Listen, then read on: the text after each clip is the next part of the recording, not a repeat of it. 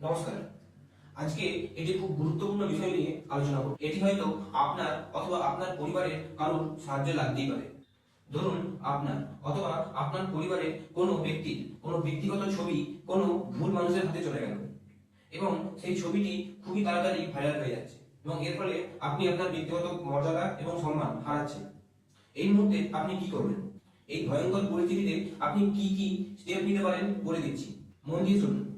সবার প্রথমে আতঙ্কিত হবেন না এবং ভয় পাবেন না। দ্বিতীয় ধাপ হলো প্রমাণ সংগ্রহ করুন, অর্থাৎ যে ছবিটি অথবা যে ভিডিওটি প্রচন্ড পরিমাণে ভাইরাল হচ্ছে সেই ছবিটির স্ক্রিনশট নিন, লিঙ্ক কপি করুন এবং যিনি ভাইরাল করছেন তার সমস্ত রকম তথ্য সংগ্রহ করুন। এইগুলি আইনি অভিযোগের জন্য অত্যন্ত গুরুত্বপূর্ণ।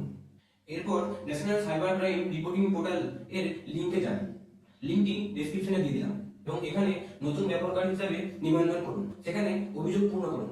সেখানে অনেক রকম ক্যাটাগরি আছে, যে ক্যাটাগরিতে আপনার ভিডিও পড়বে সেই ক্যাটাগরিটি সিলেক্ট করুন এবং সেই ভিডিও আপলোড করুন।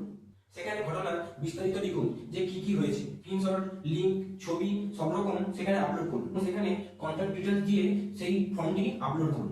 আপনি একটি ট্র্যাকিং নাম্বার পাবেন, এখান থেকে আপনি আপনার কমপ্লেনের এখন কি অবস্থা জানতে পারবেন। এই ফর্মটি ফিল আপ করতে গিয়ে যদি কোনো রকম প্রবলেম হয় তাহলে আপনি 1930 অর্থাৎ সাইবার হেল্পলাইন নম্বরে ফোন করে নিতে পারেন।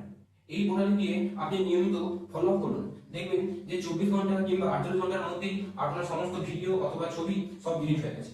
সঠিক সময়ে আপনি দ্রুত আইনি পদক্ষেপ নিলে আপনি সুরক্ষিতভাবে থাকতে পারবেন। নমস্কার।